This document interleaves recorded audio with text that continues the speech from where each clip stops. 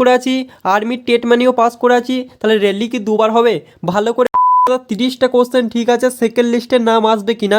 বিশাল information. প্রত্যেক সপ্তাহে আমরা একটা দিন করে তোমাদের সমস্ত কোশ্চেনের উত্তর দেবো। তো সকলে কিন্তু বেশি বেশি করে কমেন্ট করবে, সারা সপ্তাহের পর তোমাদের কমেন্ট কিন্তু নেওয়া হবে।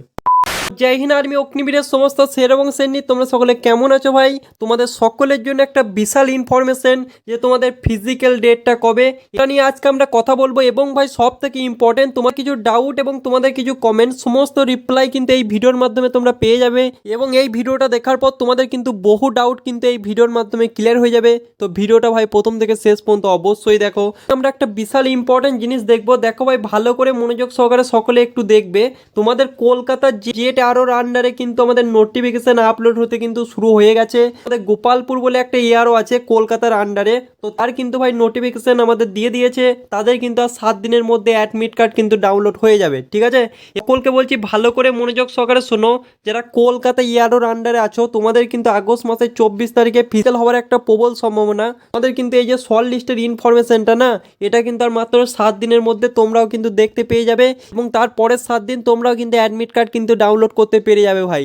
সেই জন্য বলছি জি জান দিয়ে তোমরা কিন্তু প্র্যাকটিস করো। যারা কলকাতা এয়ারোর আন্ডারে আছো এবং বহরমপুর, ব্যারাকপুর, শিলিগুড়ি, তোমাদের সকলের ফিজিক্যাল কবে হবে আমি ভাই ভিডিওর মাধ্যমে বলে দিয়েছি। তো সকলে সেটাকে কিন্তু ফলো করো। আর দেখো মোস্ট ইম্পর্টেন্ট একটা কথা, তোমাদের সকলের জন্য আমি একটা কিন্তু প্লে লিস্ট বানিয়ে দিয়েছি ভাই। তো প্লে লিস্টটা সকলে ফলো করবে। ফিজিক্যালের জন্য তোমরা ওখান থেকে 100% গাইড পেয়ে যাবে। যাদের ভাই ভালো বুট নেই, ঠিক আছে, তোমরা যে কোনো একটা ভালো বুট, আমি 3-4টে বুটের লিঙ্ক দিয়ে দিচ্ছি, সেই বুটগুলো কিন্তু অবশ্যই কিনে নাও। কারণ তোমাদের কিন্তু এবছর রোডে রানিং হবে ভাই। আর রোডে রানিং মানে তোমাদের কিন্তু যে কোনো একটা ভালো বুট কিন্তু চাই, তাহলে তোমাদের রানিংটা কিন্তু সহজ হয়ে যাবে। তো চলো ভাই এবার তোমাদের কিছু ইম্পর্টেন্ট কমেন্টে রিপ্লাই করা যাক। একজন ভাই আমাদের বলেছে দাদা 30টা কোশ্চেন ঠিক আছে, সেকেন্ড লিস্টের নাম আসবে কিনা? তো দেখো ভাই সেকেন্ড লিস্ট যদি আসে, তোমাদের সেকেন্ড লিস্ট যদি আসে 2 থেকে 3 মাস পরে কিন্তু সেকেন্ড লিস্ট আসবে। এবং ভাই এই বছর একটা সত্যি কথা, তোমাদের সেকেন্ড লিস্ট বের হওয়ার সম্ভাবনা সত্যি বলছি ভাই এই বছর কিন্তু একটু কম। সেই জন্য বলছি 2 থেকে 3 মাস বসে থেকো না, অন্যান্য এক্সামের জন্য ভালো করে প্রিপারেশন নাও, ঠিক আছে? এলে তো ভাই আমার থেকে খুশি কেউ হবে না। তোমাদের 2 থেকে 3 মাসের মধ্যে যদি আসে তাহলে আসবে, কিন্তু ভাই সত্যি কথা যেটা সেটা ভাই তোমাদেরকে বলে দিলাম। এবং আরেকটা ভাই কমেন্ট করেছে, দাদা আমি দুটোতে পাস করে আছি, আমি আর্মির জিডিতেও পাস করে আছি, আর্মির টেট মানিও পাস করে আছি, তাহলে র্যালি কি দুবার হবে? ভালো করে মনোযোগ সহকারে শোনো। তোমাদের র্যালি কিন্তু একটাই হবে।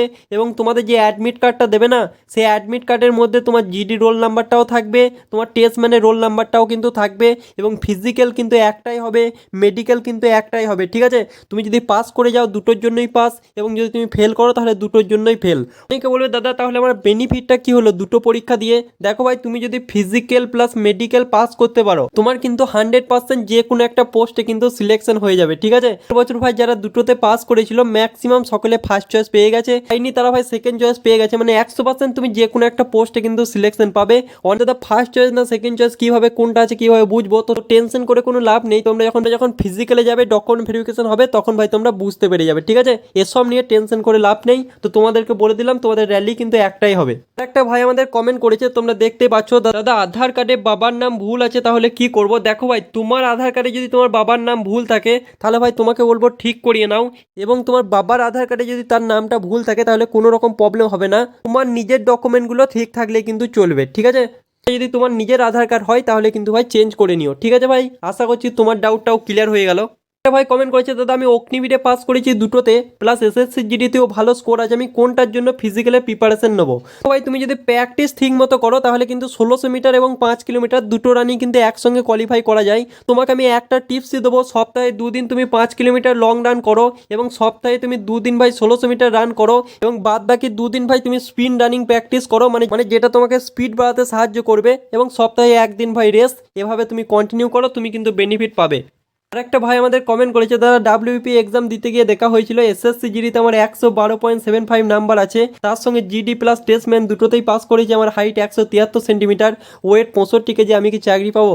100% ভাই এবছর তোমারও সিলেকশন হয়ে যাবে, শুধুমাত্র লেগে থাকো এবং ধৈর্য রাখো। একটা ভাই কমেন্ট করেছে দাদা কোর্টের এপিডেভিটটা কিভাবে বানাবো। তোমাদের নোটিফিকেশনে দেখবে ফরম্যাটটা দেওয়া আছে, ফরম্যাটটা তোমাদের হোয়াটসঅ্যাপ গ্রুপেও পাঠিয়ে দেবো। সো চিন্তার কোনো কারণ নেই, তোমাদের কিন্তু 200 থেকে 250 টাকা খরচা হবে, তোমরা সকলে কিন্তু বানিয়ে নিও। আর একটা ভাই বলেছে দাদা কাস্ট সার্টিফিকেট নেই কি করব। তোমাদের আর্মি অগ্নিবীরে কোনো রকম কাস্ট সার্টিফিকেট কিন্তু লাগে না। তুমি যদি এসটি হও, ঠিক আছে, শুধুমাত্র যদি এসটি হও তাহলে কিন্তু তোমাদের কাস্ট সার্টিফিকেট লাগবে, এবং তুমি ভাই হাইট 162.5 সেন্টিমিটার হলেও তুমি কিন্তু চান্স পেয়ে যাবে।